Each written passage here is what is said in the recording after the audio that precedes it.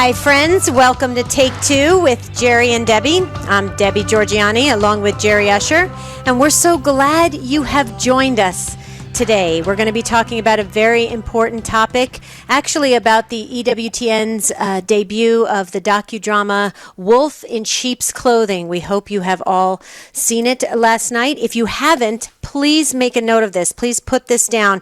It is going to be re-aired at 3 p.m. Pacific time on EWTN TV on Saturday, September 24th. So after today's brief hour and hearing all about this documentary, Wolf in Sheep's Clothing, all about Saul Alinsky, you may want to watch it. I actually DVR'd it. I'm going to be watching it several times, and so it's a very, very important topic for all of us to be aware of. So who is Saul Alinsky? Well, let's kind of unpack this a little bit. We'll talk about it, but before we do, I want to give you the phone number, because when we open up the phone lines, I know you're going to want to share your comments, your experiences of what you know about Saul Alinsky. So the number to dial is 1-800-585-9396, or you can text your comments to the letters EWTN to 55000. You wait for a response, and then you text your first name and your question or comment. Now, data rates may apply depending on your service, so please be aware of that, but you can have a great comment there by text.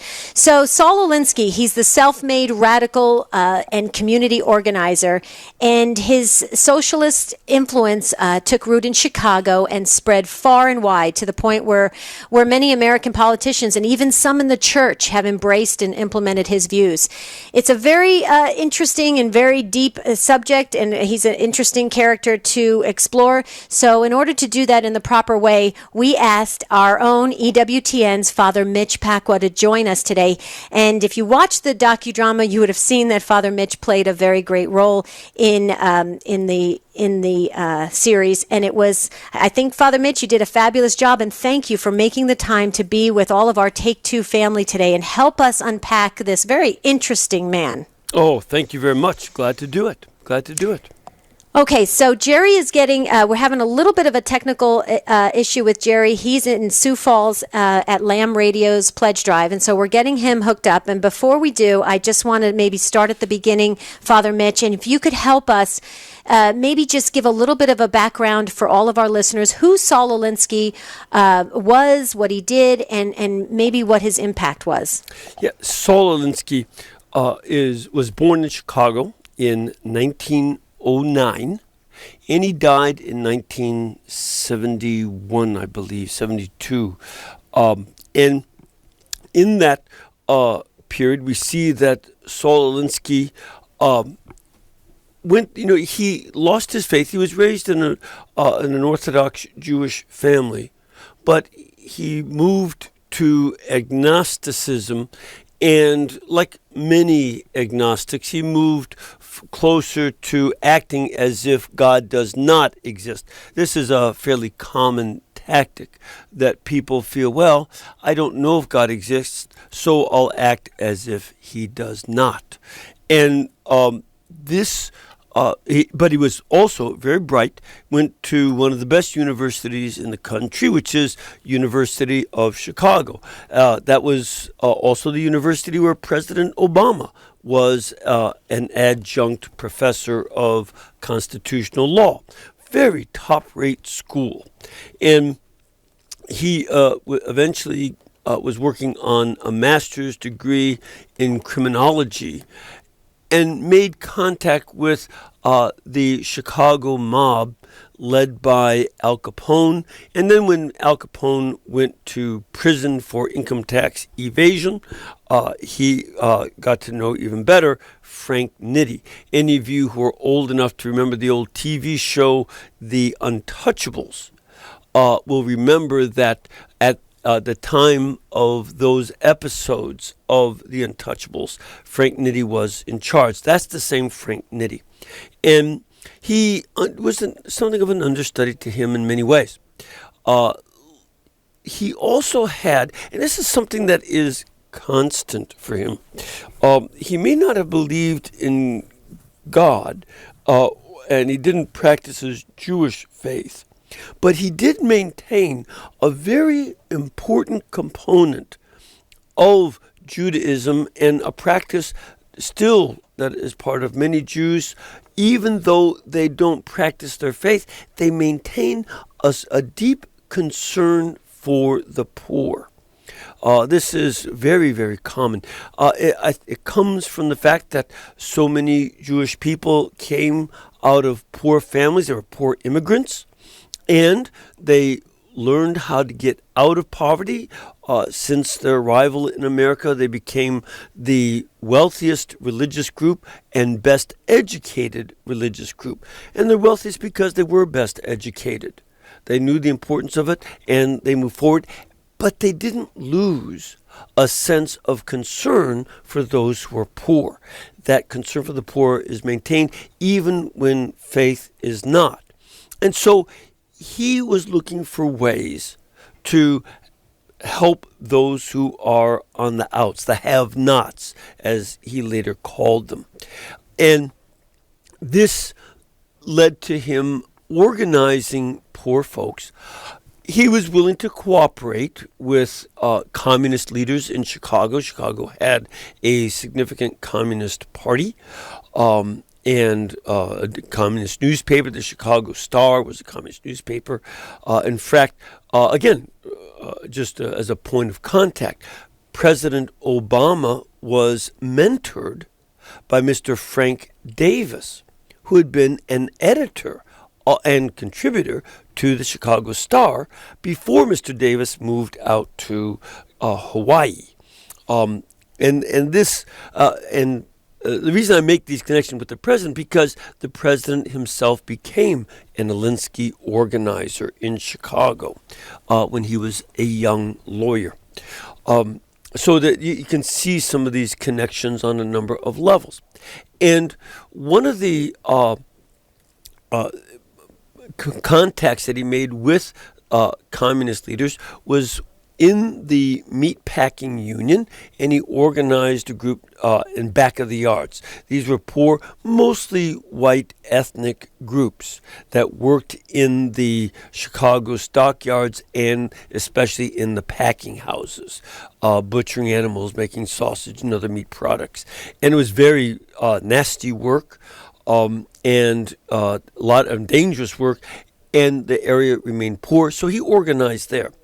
He started other organizations, such as the Woodlawn Organization, which was an organization primarily of African Americans who worked to stop the University of Chicago and the government of Chicago's city government from coming into their neighborhood to tear down their houses and make university buildings.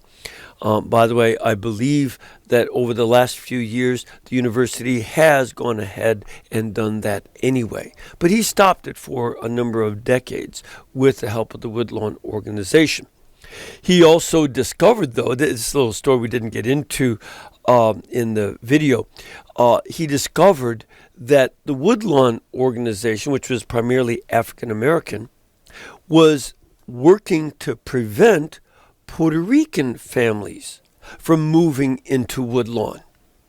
And when he heard that one of the leaders said, if you let one Puerto Rican in, they all come, he realized at that point that he would have to start organizations that would work against his earlier organizations. And I remember learning that back when I was doing community organizing, because that's why I got into the video. I worked at a community organization which was called Community of United People. Typical of an Alinsky organization, the letters, the acronym for those words spell out a word. In our case, coup, as in coup d'etat. Not coup de ville. It was as in coup d'etat. And that's not unusual for these organizations to do.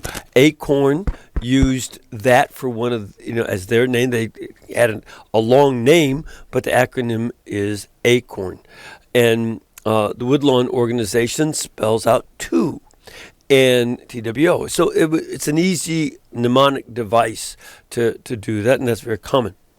And when I learned that he said he'd have to start organizing against his old organizations, that certainly stuck in my mind, because the concern I had is, where does this stop? And the other question that, I hadn't studied much. I was still very young. I was 20 years old when I was doing organizing.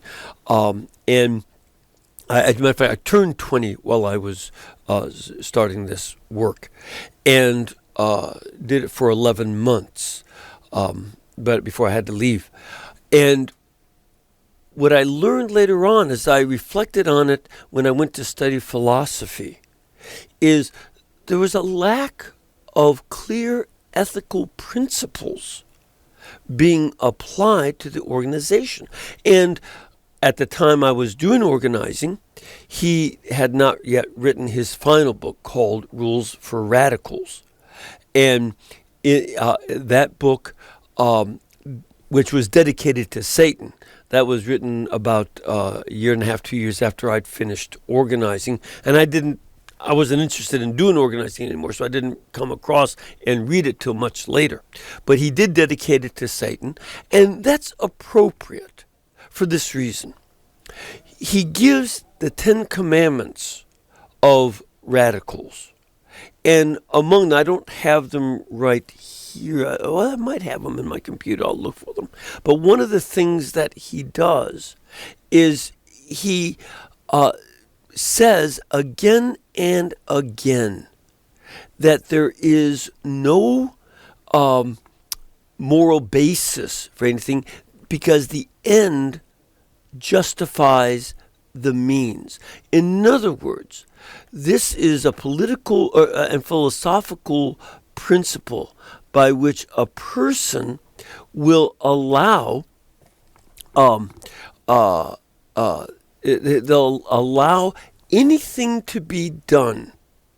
You can do anything you want to get your goal. You assume that this is the goal, and that it's good, and therefore anything you can do is fine. Okay, so that is something that is very important. Now, this is certainly an important issue, because his 10 commandments make it clear that for instance, let me just read little sections of the book. He says, radicals must be resilient, adaptable to shifting political circumstances, and sensitive enough to the process of action and reaction to avoid being trapped by their own tactics and forced to travel a road not of their choosing. Okay, so so this is something that he does, and we have to take a little break, but we'll come back and talk a little bit about that as and some of his connection with Gramsci's Marxism and other issues. Yes, you're sharing a lot, Father Mitch, and we're so glad you're with us. Jerry is with us as well. We are going to hit that pause button. We've got calls coming in, and this is Take Two with Jerry and Debbie. We're talking about the long reach of Saul Alinsky, and we've got Father Mitch Pacwa with us today. Unpack this great topic for all of us to learn. He's an interesting character, so we can learn a lot. Stay with us on Take Two. We'll be right back.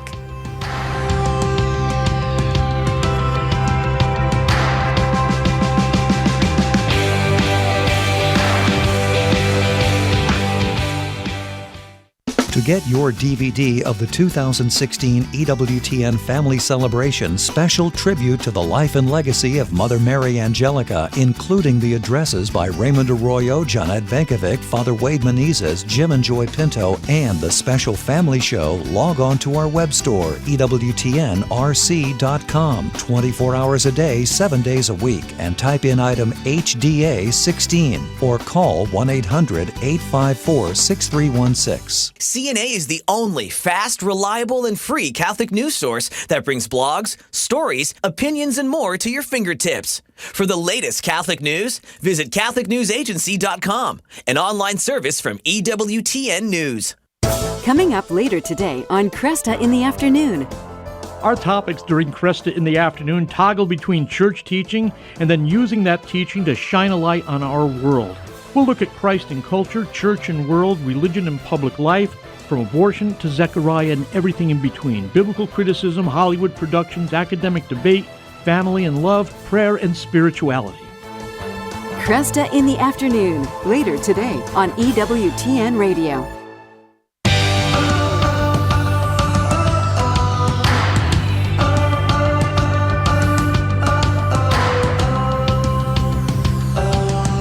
Take two with, Jerry, I'm here. Hey. Hey, Father Mitch. Take two with Jerry and Debbie. I am at Lamb Radio in South Dakota, so I was a few minutes tardy getting on the connection here because we've just got people calling in and making pledges during their pledge drive here. So it's just great to be a part of that. And just a reminder to all of our listeners around the country, please be generous when you are asked by your local affiliate to offer financial support, because without your support, EWTN radio programming would not be able to be heard on those stations around the country. Our number is 1-800-585-9396. We're talking today about Saul Alinsky. The EWTN special aired last night, and I know it's scheduled to air a couple more times. And Father, I too, as Debbie said, I've been listening with fascination at what you're sharing about Saul. We do have some calls to get to here, but I don't know. I didn't get a chance. Like I said, I'm on the road. I didn't get a chance to see the show last night. I have a DVR'd it at home. I'm going to watch it.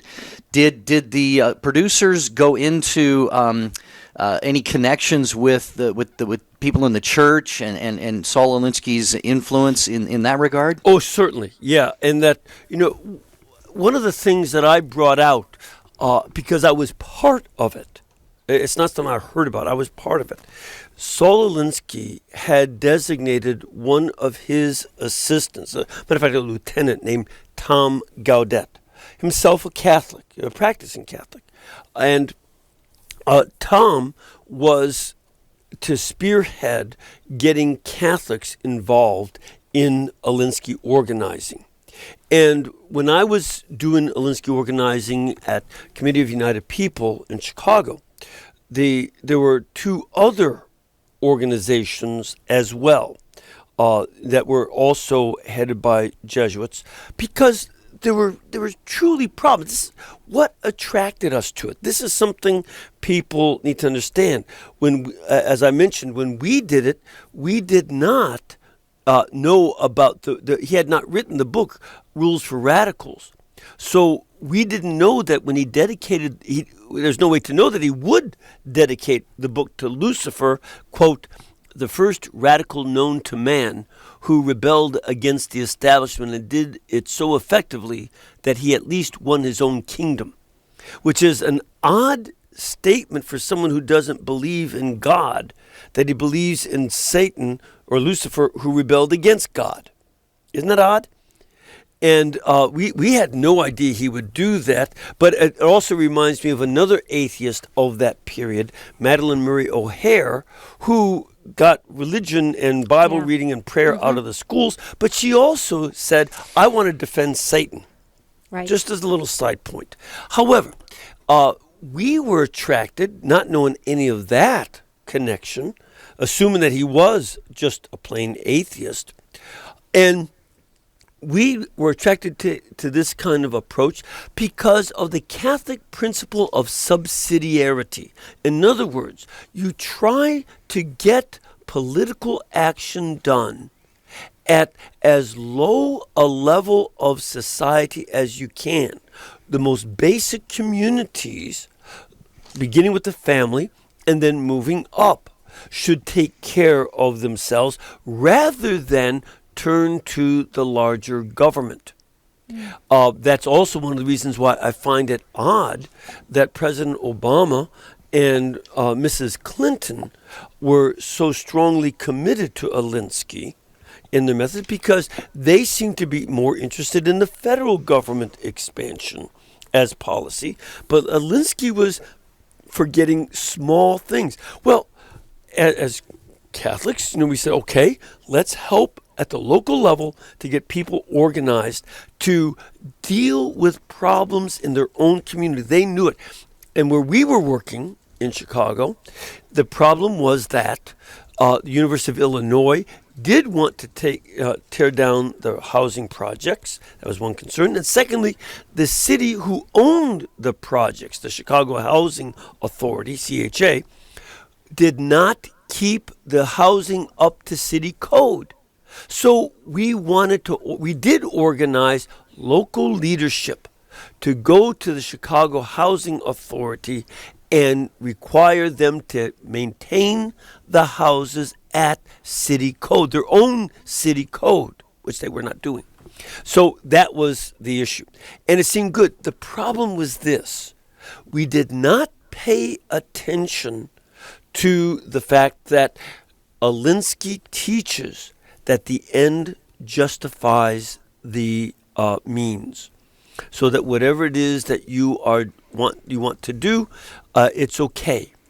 And as a matter of fact, a quote from his 10th rule or commandment: "You do what you can with what you have, and clothe it with moral arguments." So you can make it appear to be moral, but it doesn't have to be, so long as you get the idea. Because, like Machiavelli, he was strongly in favor of self-interest.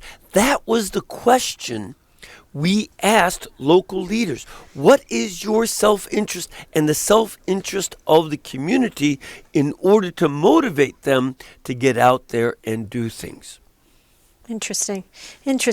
Father Mitch, we have Stephanie who's been waiting so very long, but we have to go to a hard break in just a few minutes. I'd love to hear Stephanie's question, though, before, so that we can just make sure we get her on. Stephanie, who's listening to EWTN Radio in Buffalo, New York, on the Station of the Cross. Thanks, Stephanie. You waited so long. Father Mitch is here to answer your question. Hi, Father Mitch. Hey, what can we do for you? Good. I had a question. I wondered, how did the movement that Dorothy Day was involved with compared to Saul Alinsky's movement, and was she connected to it in any way? I know of no connection between Dorothy Day and Alinsky, for one thing. Secondly, Dorothy Day was focused on the dignity of the poor people that she was working with. Alinsky and his methods has a real concern for the poor, but it is more at large. It's not about these individuals, okay? And therefore, you organize the troops. That's how we thought about the people in the neighborhood. They were the troops. And you get them going in an organization on an interest of, or a concern of self-interest, and that'll motivate them to do it. Dorothy Day had been a radical leftist at one point, but she came to have a love for the people as individuals, as well as the dealing with their bigger problems. Okay? Yes. Was she at the same time as Alinsky? Yeah, they overlapped very much. Okay. I don't remember the year she was born, but they definitely overlapped. Okay. All right. Thank you, Father. Sure. Thank you, Stephanie, for the call. Any other people would like to weigh in with maybe your thoughts, a comment, a question? We have Father Mitch Pacwa with us today on Take Two with Jerry and Debbie. We are talking about Saul Alinsky. He has passed away now a number of years ago, but his influence is still very much felt. We're going to get into a little bit more with Father Mitch, the Alinsky influence among many of today's politicians, and just really what his message was and how that influence is still very vibrant today, and in many ways, unfortunately. It's Take Two with Jerry and Debbie on EWTN Radio. Stay with us.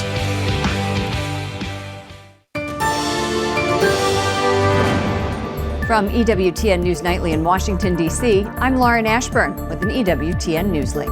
4 police officers and at least 3 others are injured from last night's protests in Charlotte, North Carolina. One protester is in critical condition. The protests follow the fatal police shooting of a black man earlier this week.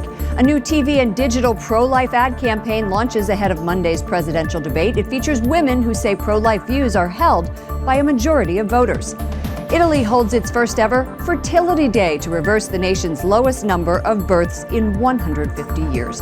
The campaign focuses on tobacco, drug, and alcohol abuse to prevent infertility and sterility.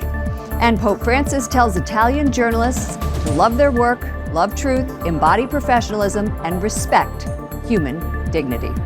I'm Lauren Ashburn with your EWTN Newslink. Join us this evening at 6 Eastern. So, what are you afraid of? Some people are so afraid of the pain they never face their own wounds. So afraid of death they never live. So afraid of being hurt they never form friendships. So afraid of failure they never take risks. Fear stops us from living. St. Paul had reasons to be afraid. From 2 Corinthians, he said, 3 times I was beaten with rods, once I was pelted with stones, 3 times shipwrecked. I spent a night and day on open sea. I've been in danger from rivers, bandits, my own countrymen, the Gentiles. But he also wrote, who will separate us from the love of Christ? Trouble or hardships or persecution or famine or nakedness or danger or the sword? No. In all these we are more than conquerors because of him who loved us. What are you afraid of? Our lives are fragile, so fragile it's scary. If we look to ourselves for security, maybe we should be scared. So maybe we shouldn't do that. Trust him. Be more than a conqueror. This is Chris Stefanik from RealLifeCatholic.com on EWTN Radio.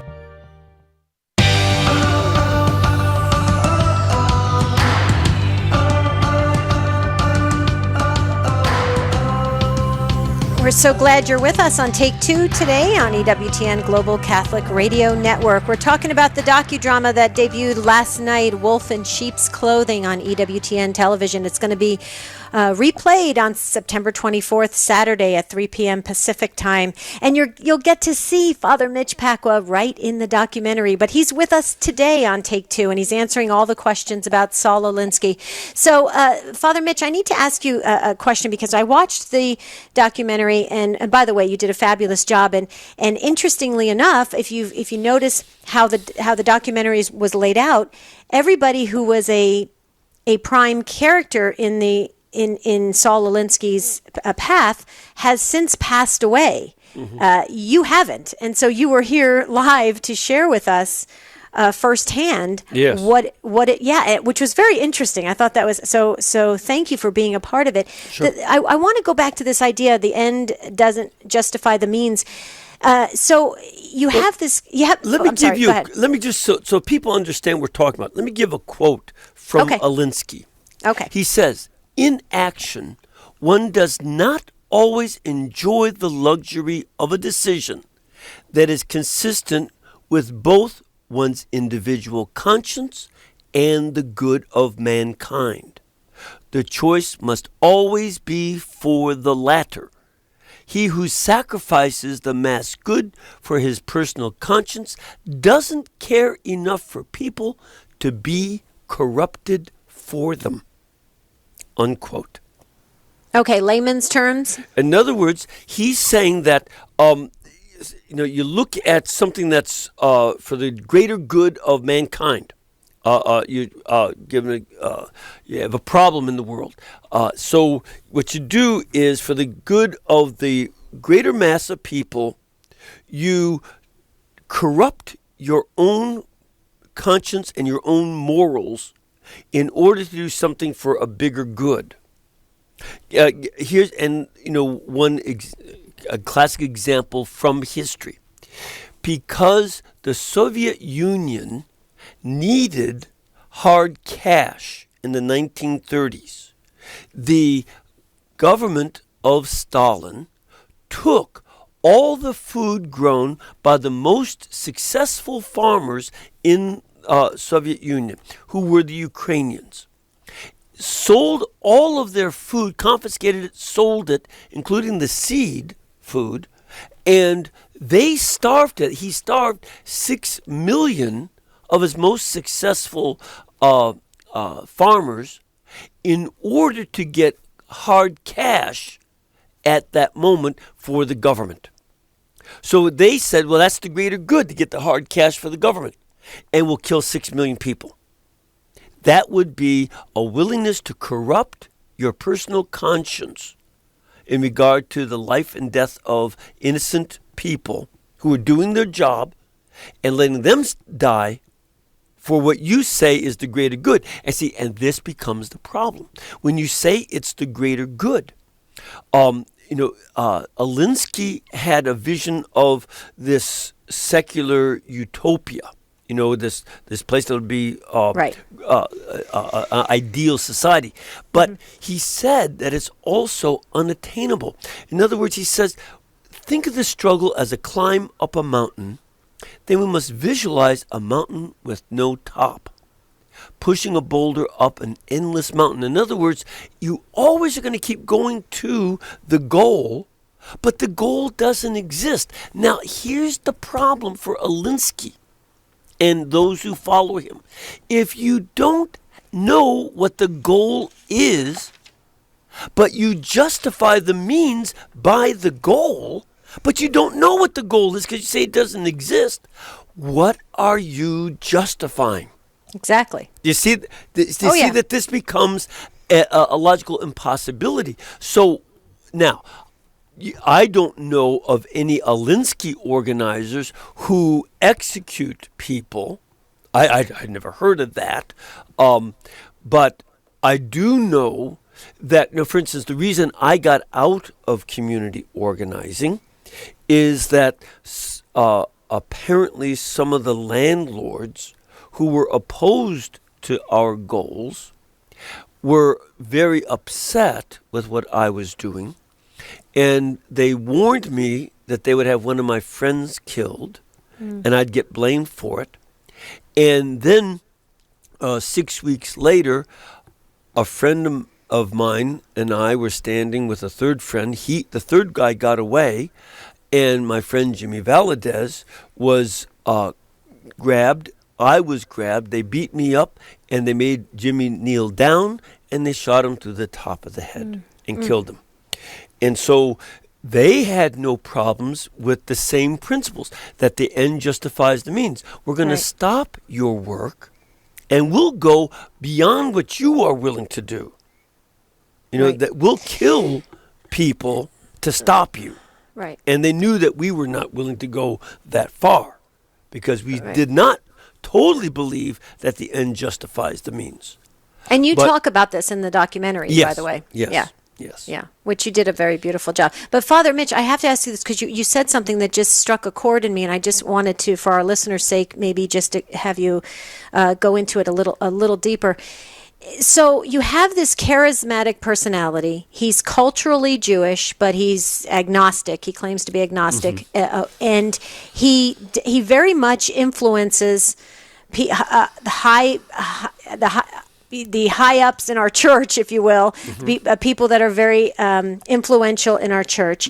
And I'm curious about this, and please forgive me if I say this just from my heart. When I watched the documentary, I was shocked that so many lay leaders and priests in the church were kind of enamored by this man. What did he have, Father Mitch? Well, remember those days. You can't, you young kids.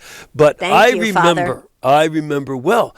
In the 1960s, we saw a very important civil rights movement develop, so that by the mid-60s, African Americans were able to vote. They could, the voter registration laws were passed, and people could vote in states like Alabama, where they were not allowed to vote. The Democratic Party ran the southern states, and they prevented blacks from being able to vote. And they also had legislation of gun control for blacks. That's one of the reasons why blacks were being lynched. They could not defend themselves because the gun control laws applied to them, and they couldn't stop a lynch mob. And so this was a horrible situation. And the Northern Democrats and the Republican Party worked together to change that because they were both instigated by the civil rights movement of Dr. Martin Luther King Jr., who did not believe that the end justifies the means. He, as a strong, committed Christian and an admirer of Mahatma Gandhi, respected his opponents. And he, like St. John Paul the Great, but they both saw we seek solidarity between blacks and whites, poor and wealthy. And that he wanted to transform society so that his I Have a Dream speech had all different parts of the United States living respectfully with each other.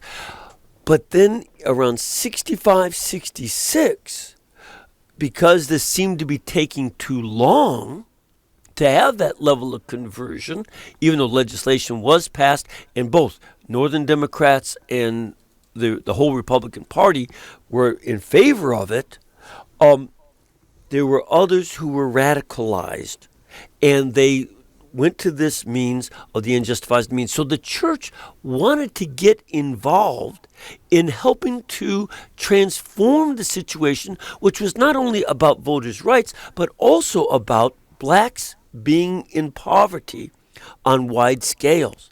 How can we help? And here, Alinsky gives us a method that reminded us of subsidiarity principles, namely that you do things locally. But they used those good ideas to cover the fact that there was also this end justifying the means. And while we wanted to help the poor, we needed to do it in a way that was more Christian than Alinsky would allow. It was Christian to want to help the poor, but the means of helping them is not always right. So, for instance, Margaret Sanger, founder of Planned Parenthood, told black ministers that we need to help your people by reducing the size of your families so that you can afford the children you have and you can move up. And black ministers, oh, that sounds good. And so they went along with her promotion of birth control. What they didn't know is she was also speaking to the Ku Klux Klan, and she was writing that blacks are a weed that must be removed. She was willing to use the ministers or any other means she could to reduce black population. And she would be like Alinsky, that any means to get to that end is okay. So, but her means was reduce black population, whatever way you have to do it, something that you still see among a lot of the politicians. So this, the church made a mistake in accepting that immoral principle of the end justifies the means, and they did so from a man who really had no vision of the end. Christians have a clear vision of the end that justifies their means, namely eternal salvation in heaven with God. It's not irrelevant. Alinsky said, well, when I die, I expect to go to hell. And when I do, I'll organize them against heaven. Oh, well, good luck. Yeah. But a Christian has as his or her goal getting to heaven, and it, as St. Catherine of Siena taught, it is heaven all the way to heaven.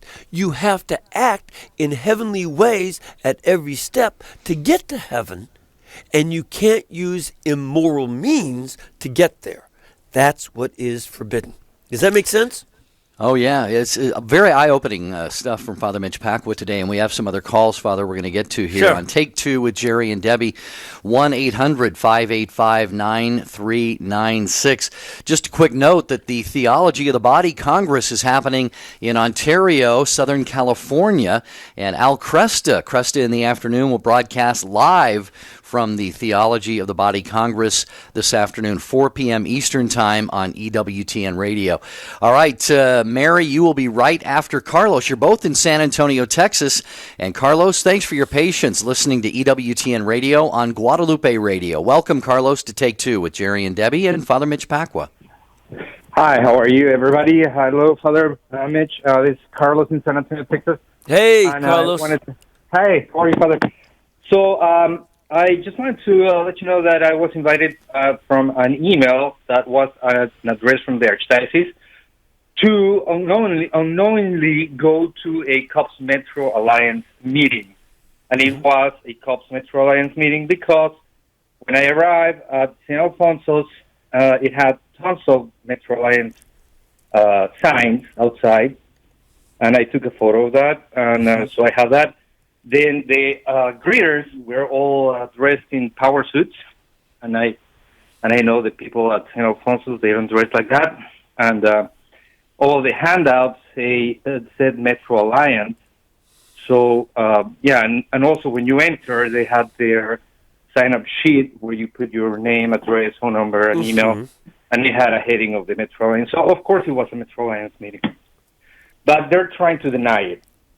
And it was an address from the Archdiocese of San Antonio. So I just wanted to give everybody heads up on that and warn everybody that, this is very strange. Well, first of all, Father, communities organized for public service is what Carlos is talking about. Okay. If you're familiar with it, it's COPS is the acronym for that. Okay, no, I don't know that particular organization.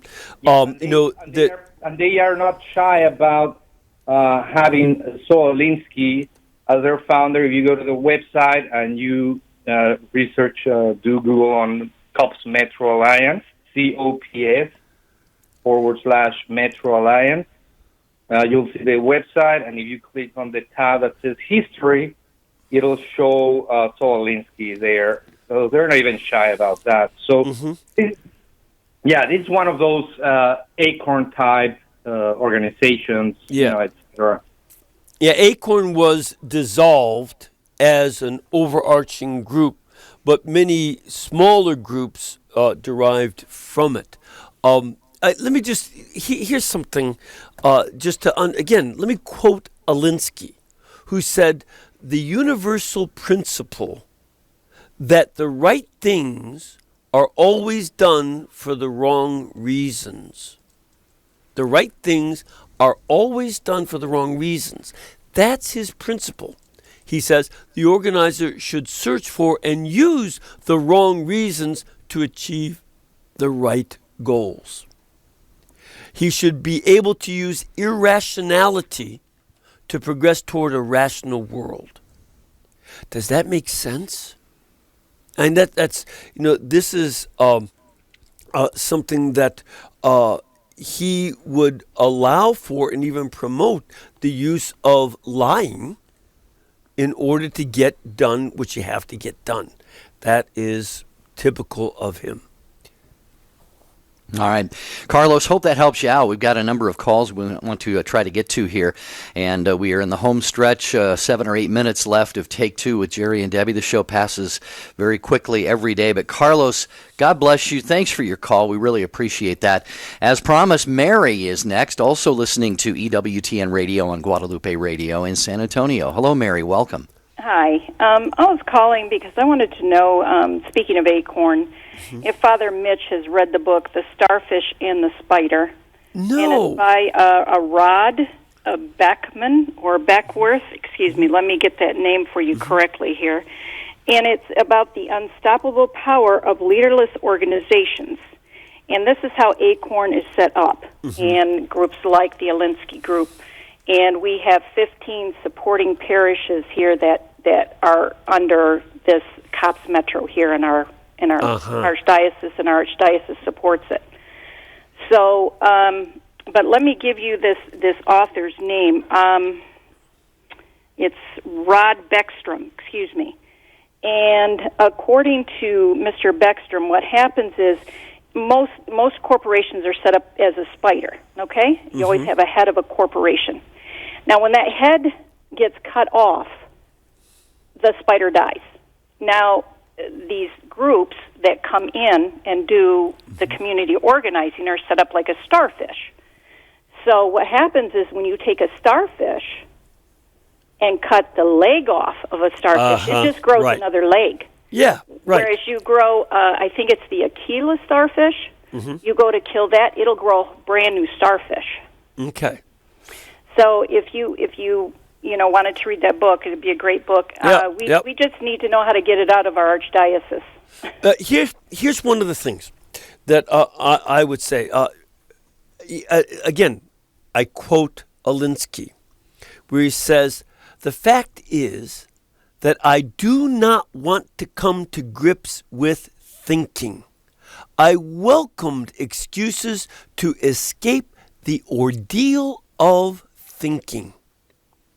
Now, what's going to be the antidote? Teach people to think. That is something that is going to be key. Get people to think about and analyze the morality of the actions that these groups take. Again, we want people who are poor to improve their lives, to subsidiarity for the needs of the poor is very important, so that they are involved in choosing their when I was in Chicago as an organizer, the local party, the Democrat Party, would pay black people $5 a vote. They'd put them on a bus, hand a $5 bill. I didn't hear about this. I saw this at the polling booth. I stood there and watched them come off the bus and get $5 each, while Hispanics got $3 each. I guess there was ethnic quotas or something. But at any rate, this is not good for the poor. Corruption of government at the local level is bad. Getting poor people involved in local politics and to help with issues of finances and economics, these are good things, but they must be done on the basis of morality that includes what, as the church teaches, and St. John Paul the Great often said, solidarity even with those who oppose you. You love them and cherish them and respect their rights. And that this is the way that we must go about politics. Something that would be learned at the national level of politics too, where you see people willing to. I find the media, the news media, to be imbued with this "end justifies the mean" mentality. They won't cover certain stories about candidates that they like or dislike, depending on whether it'll help them get elected. Some of these people in the media will say, we got to get so-and-so elected. And as a result of that, they avoid things that are bad about their favorites, good about their opponents. And they don't care about the truth. That cannot be done at the local level, or should not be done at the national level. That's all good to organize, but on the basis of principle. And what the people in the church who are doing this must be reminded and stand up to any secular-minded organizers or relativistically minded organizers that we are Catholics and we will analyze and judge decisions and behaviors on the basis of the commandments of God and not what you think is the goal. Because the goal for us is the salvation of souls. And that we want to help the poor. That's another goal, secondary goal. But we will not compromise our moral teaching on any basis. Because you don't have morals. And if you don't have morals, get out. Get out. Be gone, Satan. And follow your own leader to his organization in hell. Wow, Father Mitch, amazing. What you said was so powerful, and I think we all needed to hear that particular segment of what you're just saying right now. We're so sorry. We're at the end, almost at the end of the show. Jeff, we're so sorry in North Dakota. Mary Jo, please forgive us. We hate to do this, leave anybody on the line or any of the text message coming in. But something I just wanted to ask you real quickly that was interesting, Father Mitch. It's coming in quite rapidly now. A lot of people are asking, what was Saul Alinsky's position on abortion? Do you know? I never heard him say anything. He died before Roe v. Wade. Oh, okay. Now, when he was alive, there were a number of local votes on abortion, and every time it was put for popular vote, it was voted down. I don't know if you knew that. Michigan and other states rejected abortion exactly as same-sex marriage was rejected 35 times when people voted on it. And so, because the means, the ends justifies the means, people use the court contrary to the will of the people in both same-sex marriage issues and abortion. And so that's a classic example. It's also something I'd like to point out that the court was used when other means didn't work to keep slavery going in the Dred Scott decision of 1856, I believe it was. And that the inferiority of African Americans was a decision by the Supreme Court, and that was the principle that the Democratic Party of 1856 to 1860 had said, the court decided blacks are inferior, we must stand with the court, not unlike the way they treat the unborn. Father Mitch, thank you so much for your time with us today. Again, I echo what Debbie said. Jeff and Mary Jo and the others wish we could get to you. Father, could we get a quick blessing? We're about to hear that music Lord, that marks bless you in keeping, cause his face to shine upon you, and lead you in all your ways by his peace. In the name of the Father, the Son, and the Holy Spirit. Amen. Amen. Thank you, Father Mitch. You're Always welcome, great sir. to talk with you. Debbie, real quick, when is that Saul Alinsky special airing again on EWTN television? September 24th, Saturday, 3 p.m. Pacific time. You don't want to miss it. Please DVR it, send it to your friends, watch it. It was absolutely fascinating. Thanks again, Father Mitch. You are awesome. Ooh, Debbie, tomorrow, one of your favorite saints. We're going to talk about the many gifts of Padre Pio. Anybody who has a love of Padre Pio, join us tomorrow and call in and share your takes on him. Yes, we are excited about it. It's his feast day, so we've got to honor Padre Pio and talk about his many gifts. Until then, stay tuned in to EWTN Radio, and Jerry and I want to wish you a beautiful and blessed day. See you soon.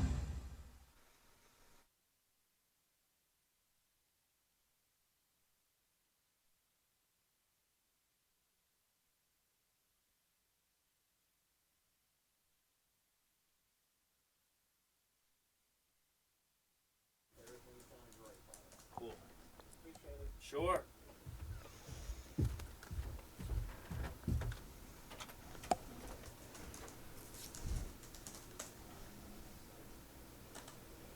Give me a second. You won't